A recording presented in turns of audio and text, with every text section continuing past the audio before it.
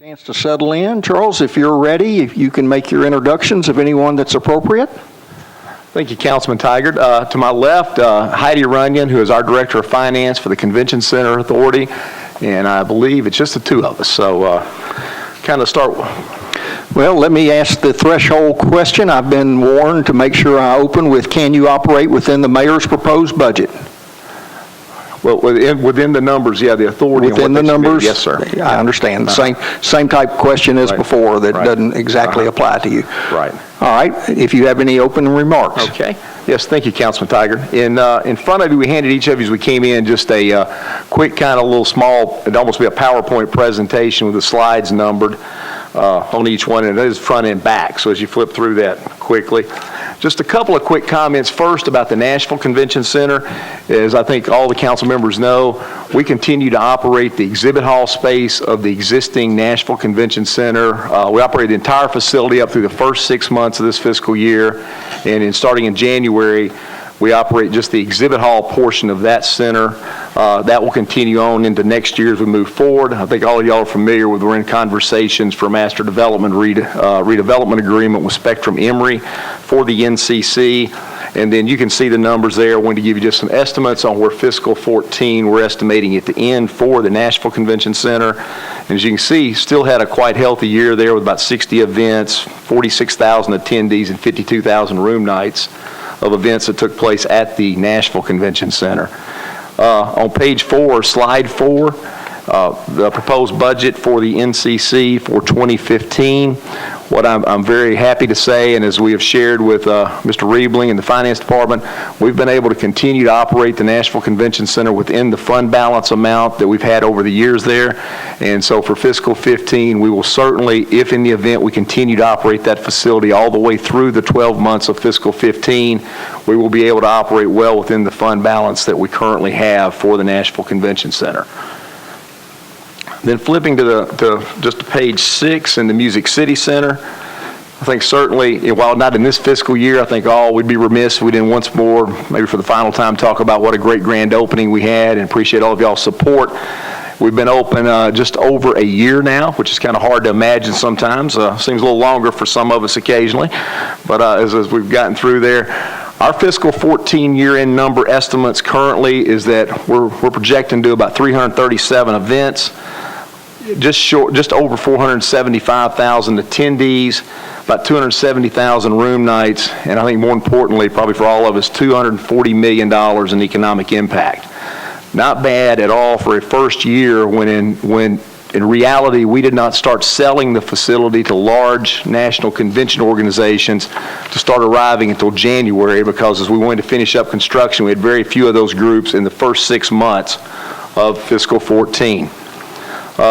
Slide 7, talking about sustainability. Obviously, I all read the announcement we shared with y'all back in April, just a month and a half ago. The MCC was awarded and certified LEED Gold. So we're extremely, very passionate about what we've done sustainability-wise. Y'all see each Friday when we send out our reports to you that you've seen some of the information about some of the recycling and activities we've taken place. But we're very, very excited to become a LEED Gold facility. As you know, our target was to be a silver certified facility. So very happy to report that we actually achieved a step above that with gold. And then Real Verified, we just became the first convention center in the country through the Food and Drug Administration to be certified from what we're doing with a sustainable effort in our food and beverage operation. So very proud of that as well. Through the first 3 quarters of fiscal 14, so this would be through March of 14, just want to share with you our diversity business enterprise percentage currently is running at 42.75%. So for the first 9 months, we're very, very proud of what we've done in the community and the small minority, women-owned, veteran-owned businesses that we've been able to work with. And then our Metro Schools partnership, our partner continues to be Hunters Lane High School. So we do internships with Hunters Lane. We've actually had several of our staff go out and teach a few classes. Councilman Claiborne, we certainly need some lessons from you, probably on how to teach a few classes to high school kids, but we'll keep trying to work on that. So, but very active with Hunters Lane, and we'll continue to do so into fiscal 15. On slide 8, just some of the things that's occurred since the building opened. Certainly you can read the groups here, but Academy of General Dentistry, NAM, the Archery Trade Association, Rural Electric, which was with us in March, that's a group that signed a 4-year deal with us. Every 4 years they'll be back now all the way out to 2025. Of course, I think most everyone's aware of the Women's Final Four, which held not only the Fan Fest in our facility, but also where the Women's Basketball Coaches Association held their meetings while they were in town. And certainly this week, CMA, which the Music City Center is home, the AT&T U-verse Fan Fair X. We'll make sure I get all the sponsorship in there. And we anticipate that we'll see about 60,000 folks or so through the convention center between Thursday through Sunday. So it's off to a great start day one. A couple little fun facts. A little over 5,000 banquets we had served. This number actually is only through April, so we don't have the main number included in that yet. We've been doing a number of tours, both group tours, individual tours, where folks can sign up and come online that include tours of the facility and of the art in the building. Again, through the April number, we've done 200 tours with almost 5,000 attendees. Slide 9, as we look at future bookings, through our firm contracts right now, the farthest out we have a group that is firm is 2026. These numbers, again, are through April. We've not included May yet. About 229 events. You can see 1.7 million attendees and over 2.2 million room nights. Some of those that we'll see in this next fiscal year that you'll certainly hear an awful lot about. Hearth Patio and Barbecue, which will be an event that's with us in March, has signed a 3-year deal, so they'll be coming back with about 10,000 attendees. One of the ones, the second one on this list, American Society of Association Executives, we refer to this as the Super Bowl of meeting planners that are coming in to see the city. We're going to have 6,000 of our customers coming to Nashville in August. So August 9 through 12, please mark your calendar.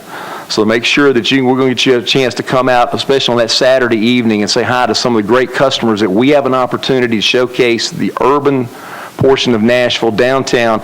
They've been at Gaylord in the past, back in 2005. They're extremely excited about being in Nashville. Again, this is the people we sell conventions to. Their attendance, their pre-registration at this point is currently outpacing any city in the history of the organization. They had led, the leader had always been San Diego up to this year, so as of 48 hours ago, we're about 3 percentage points ahead of San Diego on registration. So folks want to come see us. So anyway, you're going to hear, we're going to talk an awful lot about American Society of Association Executives between now and August, I'm sorry. In January, we're going to all wear pink shirts. Rich, I've got you one coming. Mary Kay is going to be in town for January 15 with about 6,000 ladies. I'm not sure I have talked to Fleet about that. I can't help with the Cadillac. Then National Rifle Association, which you've all heard an awful lot about, April of 2015. They're expecting somewhere between about 65 and 70,000 attendees that'll be with us. The next two slides, 10 and 11, just kind of give you a little overview of where we see operations, revenue, and expenses. You know, the lion's share of our revenue come really in 3 buckets. It's food and beverage revenue, building rental, and in parking revenue. And then when you look at expenses, certainly salaries are a big portion, food and beverage payroll in order to do that. And then one that building utilities, which continues to be a number that we now are starting to get in line a little bit. We kind of figure where we can expect that to go in the future. So there's the breakdown of our expenses as we see it currently for fiscal 15. Slide 12 is where tax collections are running. I've kind of give you a 4-year line graph here to show you that shows up through March. As you can continue to see where the growth has been month over month, year over year for the last 4 years, this continues to greatly outpace the projections that we had as we were looking to then building the facility back in 2009 and 10. And then slide 13, kind of to close with, gives you a breakdown of how we see the fiscal 15-year budget from operating revenues, where we see our revenue streams coming in from either tax collections or fees that are included, and then our operating expenses. I think it is to say that we've had an outstanding fiscal 14 would be frankly an understatement. We have exceeded our budget in fiscal 14. We already can tell you that with a month to go. Feel very confident in that. We're going to end the year, we're projecting currently at the end of June with about a $20 million surplus in our fund. And as you can see in fiscal 15, we currently expect that we will add about another $6.5 million to that surplus if our projections hold true for fiscal 15. So we believe the Music City Center is doing exactly what this council approved back in 2010, allowed us to start building. And we're seeing the value of what's coming to this city. We're seeing the groups that are coming in. You see an awful lot of name badges if you're in around the downtown area. So we're very excited and as to look back over this first year, but frankly, much, much more excited about the future and what we believe it holds for the city. Thank you, Councilman Tiger. Thank you. Council Lady Moore, you're first in the queue. Well, thank you, Interim Chair. One of the nicest things I've ever been called. Mr. Starks, I know you all do a great job, and it proved that when I was a volunteer for the Women's Final Four, so I know you all were on top of that, and I do appreciate that. But I was going back to slide number 4. I was just trying to understand the revenue for your NCC budget. Was there some type of reduction or just was projected? And then the salaries, the same thing. I just wanted to understand those two figures right there on page 4. Absolutely. Thank you, Council Lady Moore. And you certainly have been to the building a number of times, so thank you for all your support and for volunteering with the Women's Final Four.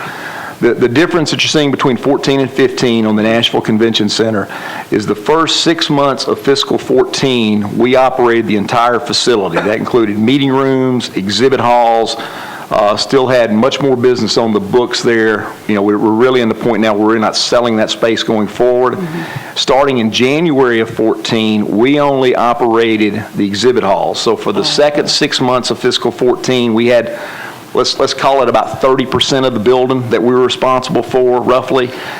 So we've seen the revenue numbers start decreasing over that. The Renaissance Hotel is then responsible for all those meeting rooms and the revenues generated there. In fiscal 15, we will only have, in essence, a third of the building the entire year. The amount of staff that has to service that, since we no longer have the meeting rooms to take care of, that's why you see a corresponding reduction. And as we looked at fiscal 15 for the Nashville Convention Center, we've only taken into account the groups that are actually contracted. We don't foresee right now that we'll be really adding a whole lot else into that exhibit hall at this time. Mm-hmm. So that's reasoning for the reduction is based on what we had available to sell and the opportunities there, and then certainly the same holds true for salaries, utilities, kind of on down the line. Okay. And my last question. Yes, ma'am. I was listening to a gentleman who I guess he was part of an event down there, and he said he lost his way around the Music City Center, which you can. Do y'all have like little maps or something to direct people where they need to go in the event they get lost or something to that nature? Well, I hope we found him, okay? Let me say I hope we were able to locate him. We've continued over, Council Lady Moore, during this first year. We've certainly tweaked some signage throughout the facility. We've added some additional wayfinding maps. One of the things that we've seen, certainly as folks have started getting in the building now more, we've identified those spots and have added, again, I think the appropriate signage to get people in that, headed in the right direction, if you will. One of the tools that we have coming that we'll talk a lot more about once it's finalized, along with Yahweh Yao, who's here in the Mayor's Office of Innovation, he was able to put us in touch with a graduate program at Vanderbilt University that's developing an app for the Music City Center. And it is the first of its kind, and these folks at Vanderbilt, and they talk in a language, frankly, that's way above me, but we have some IT guys that understand it, that is utilizing turn-by-turn navigation. So if you park in the parking garage, if you had our app and we could direct you to it, it could literally tell you to walk and show you how to walk right to the elevator. So we're also adding some technology to assist with that. We do think the signage is better. We actually have a little bit more still coming yet, but certainly we're always, and so if you ever hear a comment of someone there that could point where they were in particular, it would be very helpful to us to try to help. We certainly don't want anyone lost in the facility. Okay, thank you. Thank you. Council Lady Weiner. Thank you, Interim Chair Charlie. That has kind of a nice ring to it. So I have 2 questions. Yes, ma'am. On slide number 13, if you don't mind. Can you explain airport departure? What is that? Yes, ma'am, Council Lady. We have one of the fees that was enacted in order to fund the Music City Center was on ground transportation departure. So whether it be taxi cabs, shuttle type operations that would be moving from there, there is a fee of $2 as they depart the facility. In turn, the airport authority in conjunction with, and the convention center authority assisted in that, went in and we've put in an electronic monitoring system, which is what most airports frankly have to track vehicle traffic. Homeland Security was excited for them to get that as well. But it tracks as one of these contracted vehicles leaves the airport, they're assessed that $2 fee, which is passed on in essence to the passenger. A very common fee from us from a competitive standpoint around the country. Frankly, ours is a little bit lower than most cities. But that's what's referring to as the airport departure fee. We refer to it as that. Technically, it's called a contracted vehicle fee, but it's easier to explain using saying airport departure. But Okay, great, thank you. So I noticed, which is fabulous, that you have this surplus, and as an aside, my association, the American Academy of Audiology, has booked Yes, ma'am, they here, have. Thank so you. Thank you very much. Quite excited about Yes, that. thank you. Means I don't have to leave town again. So my question is, given these surpluses that we're looking at, is there ever a time, and this may be a rich question, that we pay more down on our bond while we can retain some of the surplus funds? Do we ever do that? Hold on. Charlie, you're falling down. Interim Chair Charlie. There's some provisions on the Pink bottom. shirt Riebling? I think once it gets to a certain level, that's something down the road, I think should be looked at. But it's important that we don't know what the experience is going to be for a long term. I mean, we got good reserves now, but there's going to be a dip in the economy. It's inevitable, and there's going to be some years in which we don't generate. 5, 10 years from now, I don't know when they'll be. I hope not, but I think you have to plan for it. So I think down the road, I think the authority needs to establish a policy. We've talked about this, is how much reserve should they have, and after that, what do you do with it? But I mean, they've got things like CapEx they've got to fund in the future. Carpets are going to wear out, building needs painting, and they don't have another source of funds other than their reserves. So I think there's a combination of money they should set aside for repairs and maintenance, kind of ongoing, and just going forward. So, and then just reserves for the future. I mean, frankly, there will be a need to expand this facility, I hope, sometime long past my time, but 10 years from now, 12 years from now. I mean, Charles can tell you better than I that when buildings like this get built, discussion of expansion usually starts 7 to 10 years out. yeah. And so there's going to be a discussion about expansion, and the more reserves they have, that's money that can go towards that instead of others. So I think I think we have a good authority, and I think they're going to look at all those issues and plan it for the future, but it's a good position to be in right now. Yeah. No kidding. Thank you. Thank you. Councilman Dominy. Thank you, Interim Chairman Charlie. I have a quick question. There was recently an article in the Tennessean regarding the reserves for the Convention Center Authority. Could you share a little bit about that? The article was a little confusing in that it was talking about reserves. I believe that the reserves were put in place for the funds that were collected before we actually built the facility, after the taxes had been approved, and it's outside of the reserves that were set up in the financing plan. Could you clarify that? Well, and I'll certainly, if Rich would like to jump in as well. I mean, I think first the article was certainly a little confusing, but I'll use your words, Councilman. And as we looked at the financing of the facility, it was anticipated initially that by the time the building opened, there'd be zero in surplus revenues. I mean, we didn't anticipate, as we went through and were purchasing land and some of the things that we had going through from construction, we issued enough bonds to get the project built. So in turn, to be at a $20 million estimated surplus at the end of June is frankly substantially more than what we had anticipated. I think what the article was alluding to is there certainly is money that moves in and out of that surplus as we were wrapping up some construction things. We had moved some remaining construction money into that surplus revenue fund. And in turn, as we finish paying off construction, I mean, we're still finishing a few punch list items. The newspaper made a comment about where that, why did we see it go down, and then it turns around and comes back up. So the real answer is there, that we'd moved what was remaining left to be spent in construction into surplus to finish paying it off. But I mean, we're certainly in a very healthy surplus position.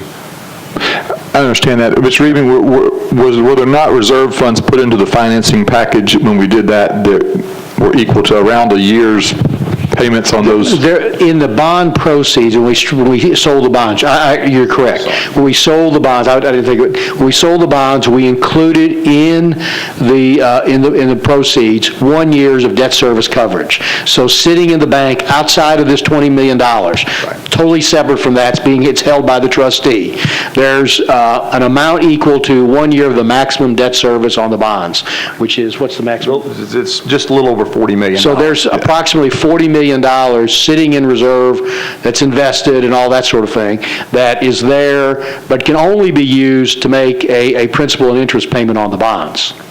And in case there's a shortfall 1 year, there's not enough money to pay the debt service. So you're right. There is, in addition to this reserves that we've accumulated through surplus tax revenues, there is 1 year of debt service, roughly $40 million, that sits in the bank that could be used for debt service. Excuse me. Yeah, right. Well, we can't legally touch it. I mean, it's not technically our money. It's for the protection of the bondholders and can only be used in case there's a shortfall and not enough money to pay principal and interest on the bonds. That's what I wanted to clarify, because the article made it sound as though that we don't have reserves to protect the taxpayers. Yeah. And I know that there is the one that you had mentioned, Rich, and this is a secondary reserve, and it will fluctuate as we go through these processes. And so I want to make sure that was clarified, that the taxpayers are still protected and the bondholders are still protected, because the taxpayers, if I recall, co-signed this note. Approximately three-quarters of the debt is backed by some city revenues. That's correct. Pledge of city revenues if necessary, which we don't think will happen. Thank you very much. Councilman Claiborne. Thank you, Mr. Chair. Mr. Stark made a reference earlier about my teaching. You might find it interesting that I was Mr. Stark's driver ed teacher several years ago. So that either makes him exceptionally young or makes me exceptionally old. I'm not sure which. Yeah, absolutely. I was also Mr. Cobb's teacher when he was a senior in high school. So. Wow. So I know something about these guys. Yeah. I don't have pictures, but I have stories. I thought it would be interesting. I brought with me, I went through and pulled out of my file before I came down the financing assumptions package that we were given 2 or 3 years ago when we started into this process. And just for the sake of comparison, I thought it might be interesting to look at where we are compared to where we were assumed to be at this point in time, and see whether we're ahead or behind or what. And one of the questions that just dealt with, the assumption was that there'd be between 38 and 40 million in debt service reserve. So you said there's 42 actually now? 40. It's probably somewhere between 38 and 40. It's in that number, yeah. It doesn't, the surplus earnings go back and used for operations, the interest earnings. Okay, so You want to use your mic? I'm sorry. Okay. Councilman. The earnings on the reserve flow back into to pay debt service, so it reduces the amount of interest cost, but the principal amount does not get touched. Okay. And I can get you the exact number, but it's somewhere in the $38 to $40 million range. But we're in the projection range. Yes, sir. Yes, sir. Okay, that's what I'm looking. That was done when we did the actual sold the bonds. That money was set aside for that purpose. Right. Then the sources for the funds of the debt service shortfalls were to be the amounts on deposit in the surplus reserve fund. That's the 20 million that you're talking about now? Yes, sir. Okay. I think so. And then amounts on deposit in the debt service reserve fund, which we just mentioned there, right? That's the interest earnings. And then amounts on deposit in the reserve fund? I'm not sure. I might have to look at it and see. Is that, say, debt service fund or debt service reserve fund? This is the priority of cash flow and other funds available for the Series 2010 debt service. Right. I know what you're doing. So there were 4 of them. And let me just, as a caveat, say if you don't have at your fingertips here these numbers, if you could get these for us just so we could have a snapshot of where we are compared to where we started. But there was, the first priority was the amounts on deposit in the surplus reserve fund. And then the second step was the amounts on deposit in the debt service reserve fund. And then third was the amounts on deposit in the reserve fund. And fourth was the non-tax revenue transfer payments. I know what you're getting at now, yeah. Okay. I'm sorry, I've had several nights sleep since 2010 when we did this. Right. Yeah, that's to show that prior to the taxpayers' money being drawn from the city's coffers. Right. In other words, that you have to exhaust and deplete all of those funds. And that would be the surplus revenue fund, which is the $20-ish million, whatever the number is. Then it's the debt service reserve fund, the $40 million or 38, whatever the number is. And then I can't remember what there's a third one, which I don't know what the difference is. Amounts on deposit in the reserve fund. Amounts on deposit in the reserve fund. What's the one right before that? That's no, amounts on deposit in the debt service reserve fund. Amounts on deposit in the reserve. And then amounts on deposit in the reserve fund. I have to think on that one for a minute. And the last one was the non-tax Right. revenue Yeah. transfer payments. We can get you what the numbers, how much is in each of those amounts. Okay. And then, which gets back to Councilman Dominy's question, those are all have to be drawn down before there's ever, have the right to come after any of the city revenues. Right. Okay. And then we had a forecast on tax revenues, and I'm not sure if that's in your handout or not. I haven't had time to look there. But we were projected to be in 2014 in the somewhere in the high 30s, probably 37, 38 million, somewhere like that in tax revenues.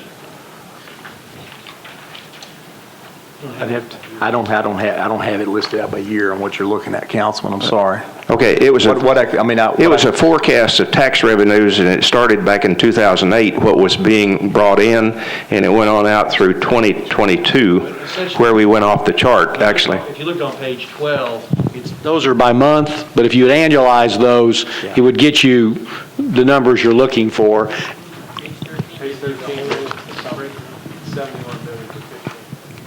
That's, but that includes operating revenues. So you have to delete, so it's about 49 million is anticipated to be collected in 15. Okay, so we're ahead of projection then? Yeah. Oh, no, that's where the surplus is coming from, is from money's coming in. Right. Right. Okay, good. Yeah. I just always think it's good to look at where you are, where you've been and where you are. The revenues have consistently exceeded any of the projections, and the projections here are very important because the bond issue was sized based on the projected revenues. Right. So anything above that is basically goes to reserves and is surplus, for lack of a better word. Okay, so the 5-year financial pro forma that we had at that point in time put the operating revenues for 2014 and 2015 between 17 and 19 million. So we're ahead of that. We'd be ahead of that as well. Right. Yes, sir. And we had the operating expenses then that were projected between 22.9 and 22.3 for 14 and 15.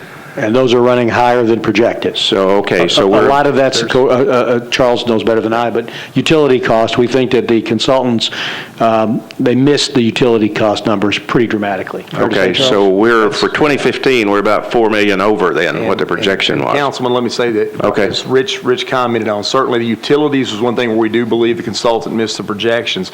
Part of the reason you have that additional revenue in fiscal 15, there's cost associated with that revenue. For example, food and beverage is running substantially higher than what the consultant had projected the first 2 years. So certainly we have food cost and labor cost on that. So some of the corresponding increases in revenues also result to corresponding increase in expenses. Okay, and then I'm not sure if I saw the parking net income in this in your presentation or not, but that was projected to between 3.5 and 3.8. Yeah. How is that? Parking has not hit the projections yet. I mean, in the simplest of terms, there's really two areas that if you want to say are off on the projections to some degree is parking. Parking's getting substantially better. I would kind of describe it as an airplane taking off. It's continuing to climb each month, and so we feel much better about the long-term aspect of parking. There were some assumptions made in the parking pro formas that is not what ended up holding out to be true. There was some additional garages built that were not anticipated there. So we feel good about where the long range is on parking, and then the second one's in utilities. So what is this year going to finish out at as far as parking? Do you have an idea? Hang on a second, I'll tell you.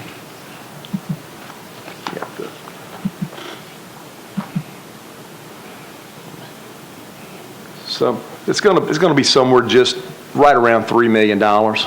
Okay, so it's not that much. It's not dramatic, but Right. it's a fair amount of money. I mean, it's still that's kind of one of the bigger variances to kind of give you an idea. So. Right. Okay, so at the time that we were given this, it was projected that there would be around a $2 million deficit in 2014, 2015. So we're about. We're projecting about a $6 million deficit in 2015, again, primarily in reduced parking revenue and utility expenses. Okay. And then, and these may be numbers that you may have to get back to us on, Mr. Riebling, or in the bond financing, this was the convention center project with the hotel.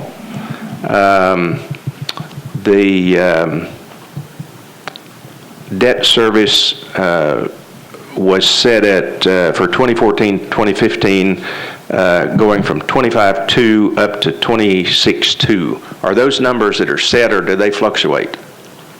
Debt service payments are set. Okay, so those numbers are static then? Whatever they are, yes, sir. Yeah. Okay, so in the end column then of this chart where it says the surplus or the shortfall, those numbers are the same also, right? I'm not sure what that column is, but I think that would fluctuate because it depends on how much revenue you have come in expenses. Okay, I mean, so like all the numbers are fluid except your debt service number is fixed. Okay. The debt service number and what we owe Omni, those are fixed numbers, they don't change. Right. But as whatever you get in on the revenue side or on the expense side are fluid and will change from year to year. Okay, so then the debt service number stays the same, and as you move across, we have the estimated convention center operating deficit, projected parking revenues, which you just said is off. This projected 3.5, so we're at about 3, you said. So the surplus then is showing 8,476,000. So that would be a little lower then, because of some of your extra costs. I think Charles anticipates the surplus next year to be $6.5 million. $6.5 million, yeah. Okay, in 15. 15, yes. So that was, in this document, it was projected to be 12.1. So we're going to be half of what the projection was then, right? I'm sorry, Ken, I'd have to see the document. I'm not sure that I don't have that in front of me. And then that was for the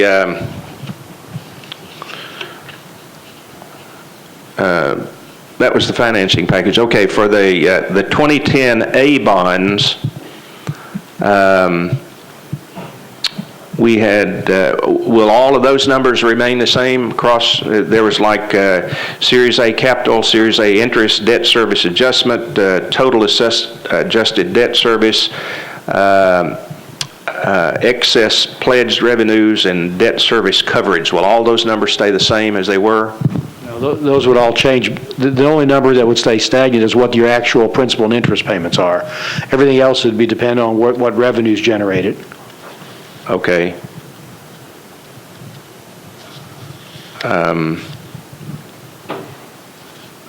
And the same thing is true for the Series 2010 B bonds.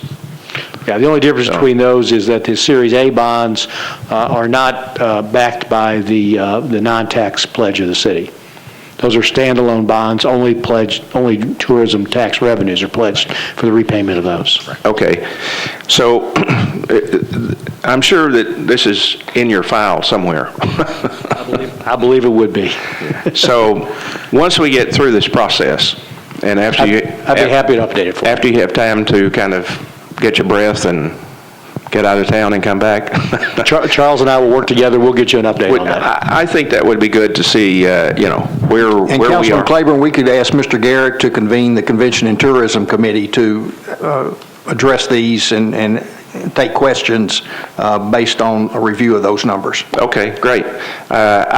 Overall, I think you're doing good, but... Absolutely. I mean, you can never predict the future with 100% accuracy, but I think you're doing really good, but I just thought this would be an interesting exercise, so I appreciate your indulgence. Absolutely. Thank you. With no others in the queue, we want to thank you for being up here, Mr. Starks, and ask Mr. Compton to bring his crew in, please.